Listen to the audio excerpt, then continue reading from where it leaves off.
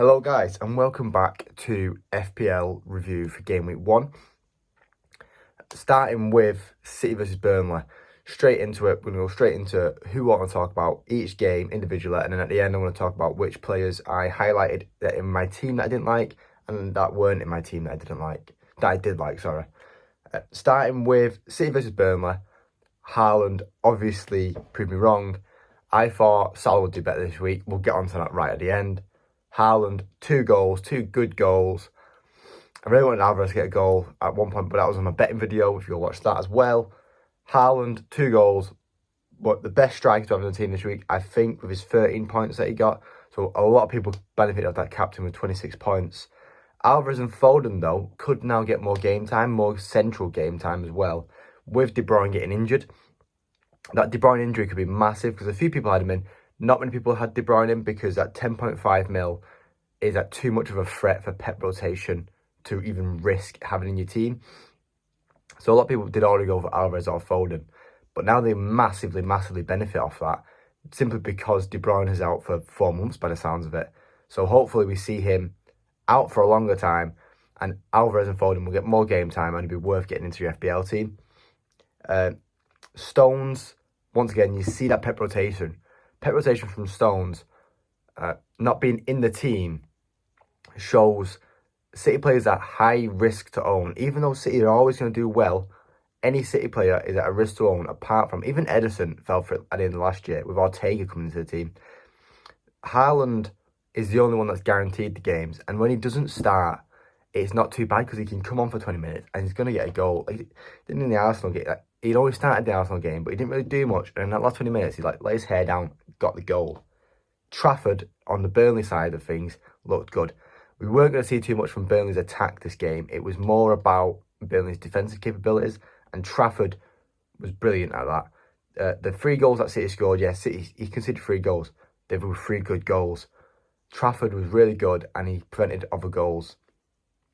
So it could be worth looking at a 4.5 mil as another goalkeeper to have in your team later in the season. Continue to see how it develops, really. Don't jump on it right now, I'd say. Arsenal versus Forest. I think Martinelli and Saka looked really good on the wings. They were the highlights of the game. Both got points on the board. Saka got a goal, Martinelli got an assist. Both definitely worth getting in your teams. I've got Martinelli at 8 mil. It's just nicer to have than 8.5 on Saka. I know it's not that much of a difference, but I'd rather just sit on Martinelli for now because I think Martinelli will have a better season than Saka. I'm going to die on that hill. Havertz is a dud. I brought him in at the last moment because of that Buendia injury, and it did not do me well at all. I'm already looking at getting him out. I think I'm going to roll on it this week and then see how it goes. But Havertz did not look as good as I thought he would. I thought he was playing up further up the pitch, but he just wasn't. He was in midfield and it just wasn't gelling for him. So, yeah. Saliba over Gabriel. I'm glad I backed that because Gabriel did not start the game. Saliba did. Saliba got an assist. Despite that, losing that late clean sheet was really annoying for me. But it won me a bet, so I can't complain too much. That Saliba assist helped my game week a bit. I had a bad game week, I must say. I got 60 points below average. It's not a good start, but I had positives in the team. I had some negatives in the team. I'm going to go through them all, as I said. Arione and Alanga both look good off the bench, especially how cheap they are. Arione at 6.5 mil, Alanga at 5 mil. Could definitely be worth looking at, especially with Forest getting an easier run of games at home, and that's where they get the points at home. As a rotational player, Alanga or Arione could come in there and be really nice to use at the same price of an Alvarez. It's not that bad, especially if he's going to get goals. He got 10 last year, and I think he can do the same this year, carrying Forest at home. Brighton versus Luton, not a lot to go on here because Brighton did what they should have done. That 4-1 win, I predicted 3-1. I was always thinking we're going to concede a goal. The defensive capabilities of Brighton still looked okay, but could have been better. Adingra, as I backed him at the start of the year, Adingra got his goal. He looked good. He looked rapid, and I think he's going to start this weekend as well. I just like him. That them 18 minutes getting a goal. He was on the bench, so I didn't benefit off it loads. However, it's good. I'm happy. Pedro and Ferguson both look good as attacking options. Welbeck was not the real deal in that game. It was Pedro who got the goal from a penalty, and Ferguson got a goal right at the end, and Adingra was right behind it. If Ferguson wasn't getting there, then Adingra was getting there. and he was going to get 2 goals, which would hurt me more because he was first on my bench and he didn't come on because the only player that missed out was Ben Mee from injury. Van Heck could be another good option. He did start, but I expect Igor to start over him in the next games. I don't know why Igor didn't start this game, but yeah, Van Heck did play. Could be a good option if he continues to play. But that's all I'm saying. Brighton. Bournemouth versus West Ham. There wasn't much to speak about in this game. Solanke and Bowen being your main highlights with the goals, getting good points on the board at relatively cheap prices. Could be worth looking at, but there wasn't too much to bring out of that game. On match of the day, there wasn't too many highlights. It wasn't as a 3 o'clock game, so I couldn't watch too much of it. Just, yeah, not much to speak about on that one. Same with Everton and Fulham. Nothing special, really. The clean sheets could be the best way to benefit off Everton or Fulham. I know Everton didn't keep their clean sheet, but I reckon they will keep clean sheets over this year. And that's all you can really benefit off those 2 teams. And Raul starting at 5.5 mil as a striker for a decent club in Fulham could be a good option. Just whether he continues starting, whether Mitrovic gets his move away that he's looking at getting right now. Sheffield versus Palace. Eze and Edouard when he main looks at her. Edouard getting the goal. Eze just looking good as he does. But they've lost Elise now. They've actually fully lost Elise. And Eze's the only creative spark in that team. So if Palace do well, Eze's going to do well. The question is, will Palace do well? It's not whether Eze can do well. We know Eze's going to do well. It's whether Palace can do well. The Palace clean sheet is another thing that can be focused on. Gehi and Anderson and Johnston are doing really good points there. So you may as well look at one of them as another option in defence because it could be a little undercard, little go to the side, get that. Newcastle Villa, this was on TV, so I can go into a lot more depth of it because I watched the game.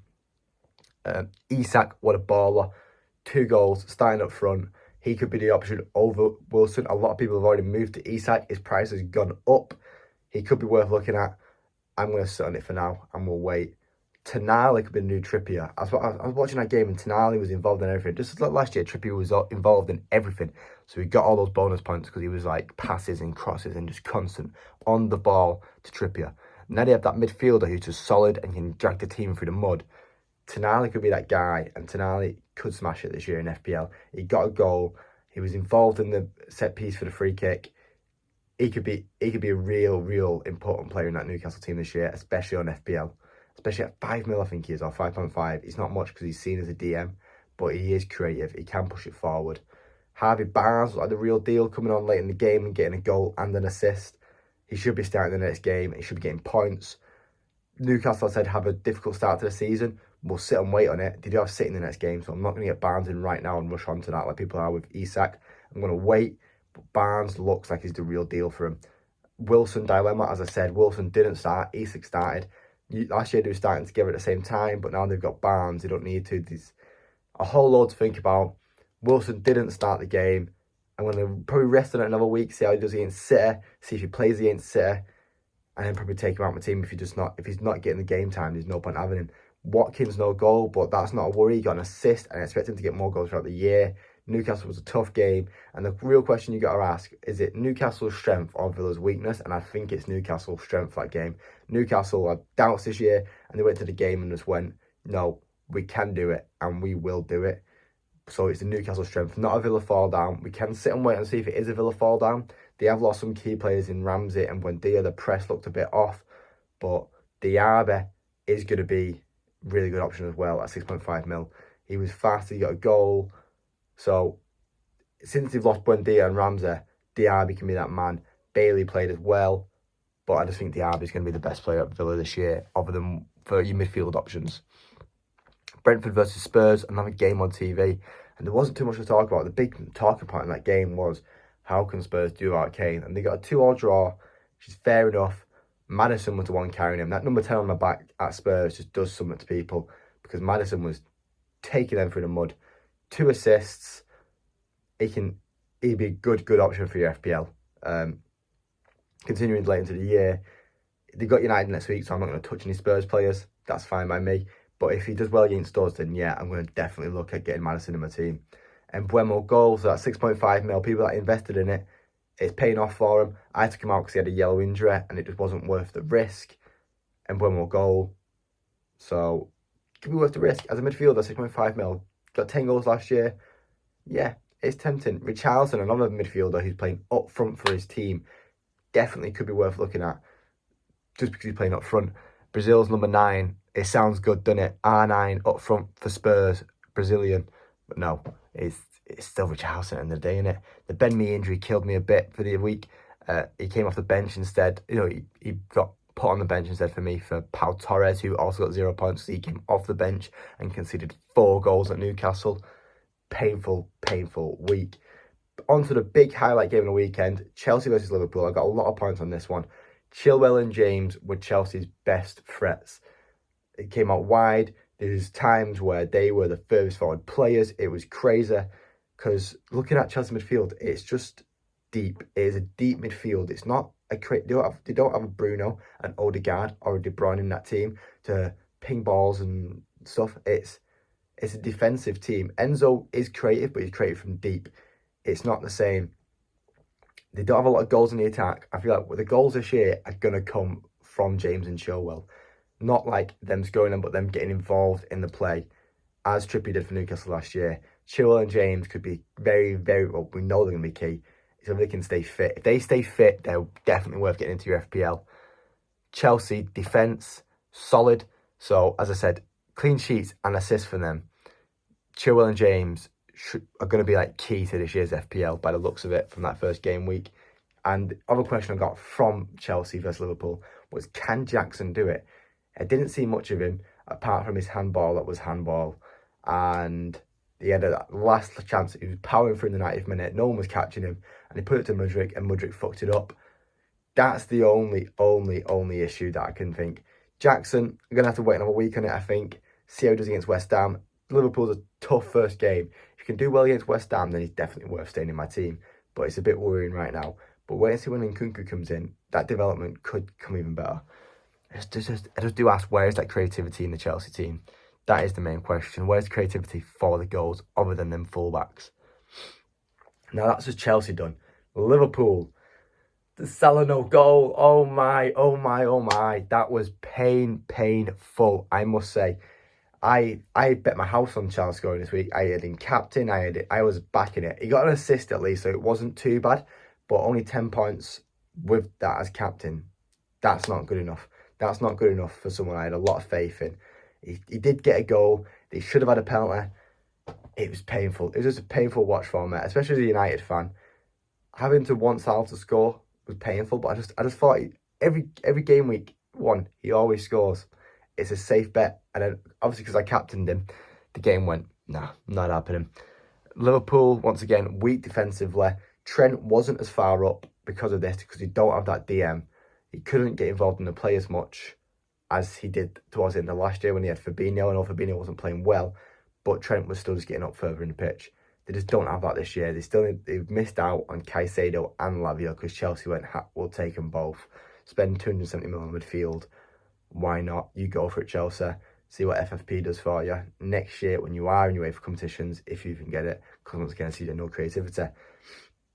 Gakpo in midfield. That's a bit worrying for a striker on an FPL to be playing midfield. I know it's probably a temporary fix whilst they try and get a DM, but they've not got a DM and they've got, 2 weeks to do it? That's worrying for later in the year, especially with Trent being at 8 mil. He won't be playing DM. It's just worrying about Liverpool assets this year. If they don't manage to pick that DM, is Salah even worth having in the team? Because Liverpool could just fall over like they did last year. And at that point, it's just not worth it. Finally, on to the last game of the weekend, United versus Wolves. Onana is a point magnet. 9 points he got, and only 1 bonus, because he just made 6 saves that game. So yeah, bonus point magnet. He's going to be bonus point magnet all year. That was a game against Wolves, and he was still making saves left, right, and centre. That's worrying that he had to make so many saves, yes. But defensively this year, we're going to be strong, we're going to be good. Clean sheets in the bag all year round. Onana, you go, mate. Poor in attack from both teams, not just one. Both teams were poor in attack, which is worrying for United. Expected by Wolves. Cunha was a bright spark in their attack, driving forward quite a bit, but just no final. That when it got to the shot, it was just flop. That's worrying for Wolves fans.